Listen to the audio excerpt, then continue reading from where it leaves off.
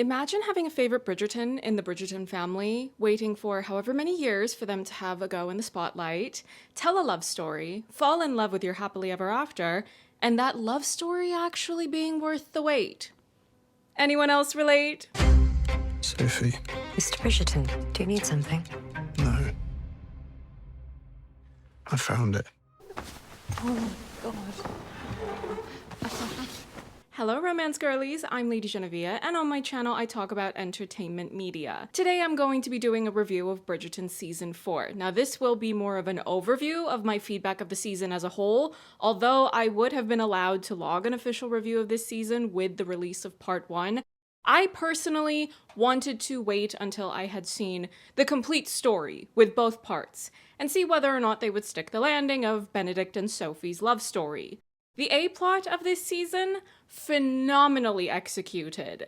That being said, the overcrowded ensemble remains highly detrimental to the overall quality of the show as well as the viewing experience, as does the half-and-half release model. The viewing experience felt extremely disjointed because it was cut in half with a giant gap in the middle. This is a release model that is so horrendous that it puts me off of being willing to watch any other series that insists on using this release model. It's quite common that any number of the other supporting characters and subplots feel underdeveloped because of the basic mathematical principle of division. X number of characters divided by Y number of minutes available of screen time equals most of the subplots feel like they should be better fleshed out. That being said, the A-plot of Benedict and Sophie is a phenomenally performed love story which elevates this season to soaring heights despite the ensemble being far too crowded for an 8-episode story. If you are new here, I already published episodic reviews of Part 1, 4 videos, 1 per episode. We are going to go through the remaining episodes in more detail because it's impossible to efficiently address this many storylines in a season overview type of review. It's unclear to me currently whether or not Lady Danbury's farewell is setting up a more permanent departure from the show, or perhaps just a hiatus for a season or two. If the show is renewed to reach Hyacinth's love story, I hope they do something more true to the book, because that involves Lady Danbury more directly. You can watch my recent video that I published about Hyacinth Bridgerton's book, which I read for the first time during the hiatus between Part 1 and 2 of this season, if you would like to know more information about the premise of Hyacinth's love story. Given all that I've said about this show being overcrowded, I am perfectly fine with them seemingly wrapping things up with Lord Anderson as well. I don't know why they opted to have him declare his love for Violet when they gave him not a single defining characteristic that would lead me to be invested in them as a pairing. All we ever learned about him is that he's handsome and pleasant. Using the L word when all they've done is hook up was a peculiar choice. Perhaps with this removal of Lady Danbury and her brother, they will be able to make things a bit more efficient in the overall storytelling. Eloise and Francesca both had developments in their stories and characterizations that make them better set up to be the stars of their own respective seasons, though it remains to be seen just yet which of them will be done first. We will discuss more of those storylines in the episodic discussions that will come in future videos, but I did find that both of their arcs were done to a satisfactory level as far as B-plots go, and the potential introductions to whichever of them will be the next one up as the lead Bridgerton of a story. Hyacinth and Gregory, I am fresh off of reading both of their books for the first time, and I really appreciated how both of them were able to have these very small developments of each of them as characters in their own right, and also to begin building a foundation for each of them towards perhaps becoming the versions of them that are showcased in their respective books. Gregory being clueless and quick to believe himself in love, book accurate. Hyacinth started in Part 1 of this season as someone really enthusiastic about debuting and going into the marriage mart, but she starts to experience things that make her realize that there are unpleasant realities wrapped up in trying to find a match in the ton, as well as settling down with someone. Book Hyacinth is either in her 3rd season or she has just finished her 3rd season when she has her love story, and by then, she's grown bored of the same old routine of being in the ton, so what we saw of her this season would work as the first building blocks of putting her on a path towards becoming someone similar to who we follow in the book. But that's enough of an overview of my primary points of feedback regarding the far too many subplots of this season. Now let's focus on the main event. Are you ready? Benedict and Sophie, full spoilers, all the spoilers. Obviously, you wouldn't be watching this review if you cared about plot spoilers. Luke Thompson and Yerin Ha played these two characters superbly. The chemistry, the yearning, the playful banter, everything sweet and dramatic, the highs and lows of what they experienced together. Every bit of this love story was performed to perfection. You don't rewatch a season of Bridgerton to watch a subplot. You rewatch to see two people fall in love and get their happily ever after. From the very beginning, the show started off strong with the ultimate meet cute. It was magical, drenched in romanticism. Remember in season 2 when Benedict had too much of that weird tea that Colin brought back from his incessant traveling? He was talking about the twinkling, we sit among the stars. That man was entirely fried and was still being poetic. When Antony was asking to copy Benedict's homework, and Benedict was irritated by having his conversation interrupted, Benedict was in a bad mood, and he couldn't help but do what? Say poetry, because he has the soul of a poet. And what do we get when it's time to meet Sophie? A magical masquerade where the love of his life is admiring the twinkling lights. Then they go outside so that they may be among the stars. He's known her for barely any time, but he's ready to risk it all, or so he believes. He will be put to the test, and only if he passes this test will he earn the happily ever after with his lady love. And Sophie, she's no pushover despite the many years of trauma, of being forced to perform unpaid labor, and even when her father was alive, having this sense of shame and secrecy instilled in her at such an impressionable age.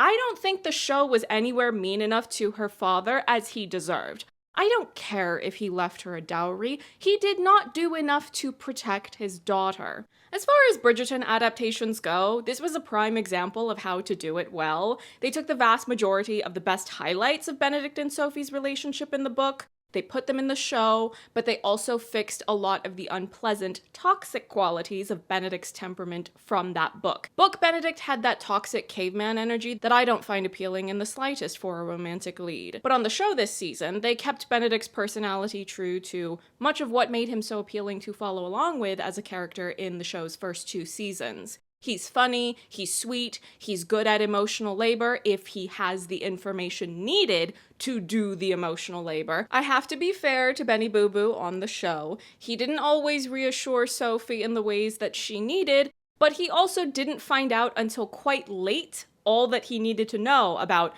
her being illegitimate, the forced unpaid labor she performed for many years, having her dowry stolen away, all of those things. But the second he knew, oh, he was running to the courthouse with his mom, he was bathing his woman, he was helping to advocate for her, just all of the things that she needed, he was providing. And it was very fun to watch. Do some wooing. It's harder to say than you imagine that. Wooing. Wooing. Getting away from the point. I do want to take a moment to praise the new Powerpuff Girls, Araminta, Rosamund, and Posey, for being such phenomenal additions to this season. The drama and comedy that this trio were adding to the mix, the fashion, the face cards, just truly immaculate every step of the way. It does feel like a wasted opportunity, though, to fast-track Posey's love story as a button on the end of this season, instead of letting that love story be a B-plot in a future season. But at the same time, I have also repeatedly complained about how overcrowded this series is, so if that's where the cut needed to be made, then I suppose all I'm allowed to say is fair enough. I mean, the show insists on keeping Portia Featherington around and even had the gall to bring back Cressida, even though we have never seen the Sharmas return to this show since their season happened. So perhaps Asian women are the red line of this show? I don't know. I'm not accusing. I'm just asking. I'm just observing. Hello, this is fraud. On a global scale. If this is all we ever get to see of this trio, they have more than proven their worth as actors, and I hope to see them appear in many other projects in the future, preferably in films that play at the cinema. Sharon Tate was the last. The unsung heroes, though, of this season's story were the working class characters. Alfie, Hazel, Varley, just to name a few of them, but all of them grounded the narrative in a way that this show desperately needs. There you go. Have a great apple and sandwich. But back to Benedict and Sophie. The fact that right from their meet cute, the magical masquerade, one of the first things Sophie does is give Benedict a reality check about how he's out of touch about what the marriage mart means for the women who participate in it, that it's a lot of work for these women to make themselves eligible and appealing just to try to get an ideal match. That was excellent storytelling because it sets the tone for their relationship as a couple. The conflict that will threaten their ability to get together for happily ever after. The fact that Benedict needs to broaden his scope and understanding of the world, of his own privileges, and really consider what matters most to him. I'll have you know that when Book Benedict found out that Sophie was the lady in silver, he was furious. He yelled at her. It was an absolute nightmare. But Show Benedict, Monsieur Capybara, oh, he would never. And he did no such thing. He gave me exactly the Amélie si c'est vous ça energy that I wanted him to have. Si c'est vous ça. And the show took so much care to allow Sophie to have the agency that her character deserved. Despite her lack of standing and status, the story is crafted in such a way that she is able to set as much of the terms as makes sense without completely depleting the story of its dramatic tension and conflict. If nothing were to go wrong for them, there would be no reason for them to not just be together immediately. Netflix did these two absolutely no favors with this catastrophically horrendous split release model, leaving things off with him asking her to be his mistress, when if they had done this on a weekly release, like a real show would, you would have had the audience sit in the drama for a few days, and then you would move on to the next bit of the story. In the case of Benedict and Sophie, you would have immediately jumped to him declaring more of his feelings for her and really making them more clear than he did during that passionate stairwell encounter. And Sophie says, bet, and then the two proceeded to have a roll in the hay. Would you like to have a roll in the hay? Then that would have been the topic of conversation. But anyone who read the book first knew that this offer was coming. It's the title of the book, An Offer from a Gentleman. One of the most anticipated mysteries about the release of part 2 and how this portion of the story would be adapted was how exactly Benedict would find out that Sophie and the Lady in Silver are one and the same. And I must say that I loved every single detail of this reveal. Let's go through some of those. For one, Sophie intentionally chose to leave behind the gloves, so she was able to make a choice of finally revealing this to him, even if she was not there to face him directly. The fact that she was looking all over the place for her mother's necklace, never able to find it, and then finally, Benedict is the one to discover it. It was left in his bedroom.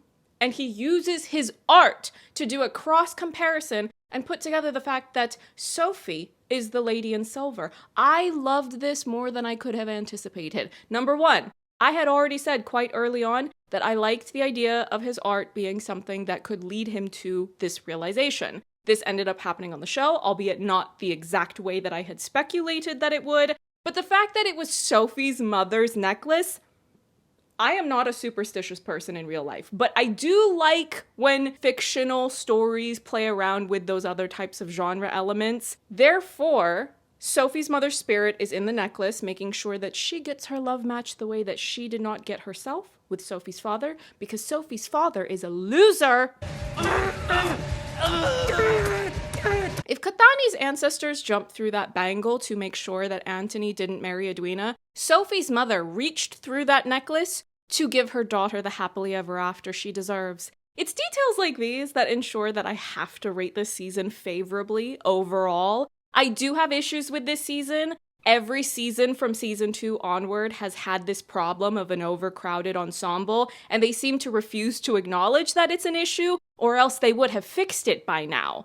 Thus, the enjoyment and overall rating of this season from a critical standpoint, for me, largely hinges on how well the A-plot romance is executed. In this case, it was as immaculate as it could be when it's a story set among high society English aristocracy. There are details here and there that I could nitpick. I would have loved for them to let Sophie actually speak Korean instead of just having Eloise say that Sophie speaks Korean. I would have loved for Posey to be able to show up at the jailhouse and stick up for Sophie right then and there regarding those shoe clips. But they still let those two finally hug in the end, the way they were deprived of doing when Sophie was being kicked out of the Penwood house. So I still enjoyed it regardless. If the next two seasons can do a good job executing the A-plot romance for Eloise and Francesca's respective love stories, I will be pleased. And hopefully it will be enough to ensure that the show's ratings remain high enough to greenlight the final two love stories of the Bridgerton family, those being Hyacinth and Gregory. Now that I have read all 8 of these books, if we're talking purely the premise and potential of what the source material is, those two have the best foundations for really fun love stories to watch play out on the show. But as for Bridgerton Season 4, it's undoubtedly going to be a fresh rating from me. In the long run, I will mostly remember all that is wonderful about Benedict and Sophie's love story, and fast forward through more than one of the too many subplots. Stick around for my next Bridgerton review, which will either be about episode 5 or episodes 5 and 6. I haven't decided quite yet if I'm going to combine the final 4 episodes into 2 videos spanning 2 episodes each.